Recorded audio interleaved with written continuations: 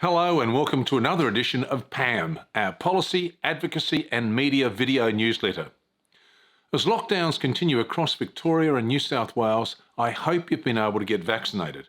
I'm based in Adelaide and very pleased that I've been able to get my 2 AstraZeneca shots. It seems vaccination is the only answer, and that's why we pushed for mandatory vaccination for all aged care workers, and that's now government policy. A win for common sense, especially as we'd also pushed for mandatory flu vaccination for aged care workers years ago. To say it's been a difficult winter is an understatement. Lockdowns have affected most states and territories, some a lot harder than most. Last week I was speaking to a member who lives in Melbourne. She reminded me that they've had more than 200 days of lockdown. National Seniors has been running a COVID-19 support line, and every week we do hundreds of outbound calls as well as taking calls from you. And remember, if you or a carer need help, please call our support line on 1800 171 866. Now, by the way, the lockdowns and travel restrictions haven't stopped us from getting on with our job. We now do Teams and Zoom meetings with politicians, and these are proving to be very productive. In the run-up to the next election, we're particularly pushing policies that will improve both home and aged care, and also policies that will help older Australians with cost of living pressures. The latest figures show inflation is on the rise.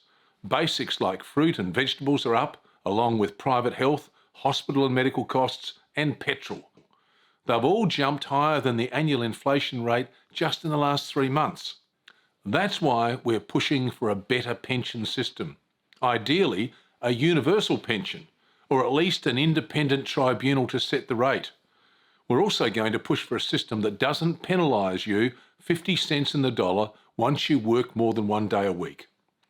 And just a reminder too, that the government has extended the halving of the superannuation drawdown rate.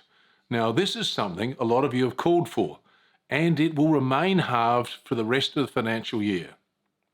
It seems as if the federal election will be next year, so this is a perfect time to push for change. The recommendations of the Royal Commission into Aged Care have to be implemented. The pension has to be raised, the work bonus has to be increased, and the pension loan scheme rate has to be lowered again. Well, now to some great news. To make sure you know what you're entitled to, we've been working on a National Seniors Concessions Calculator. It's taken months to develop, but it's now finished and up on our website. It helps you find the savings you're entitled to wherever you live in Australia. There are concessions for seniors, pensioners and Commonwealth Seniors Health Card holders. It's all there.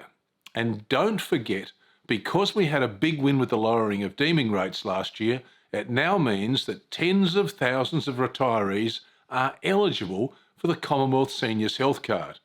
So make sure that you're not missing out on concessions simply because you haven't checked and applied. Perhaps that's something to put on your to-do list, whether you're in lockdown or not. And remember, if you can't be bothered with all the paperwork, National Seniors has a partner that can help you with the Commonwealth Seniors Health Card application. They can also help you with applying for the pension too.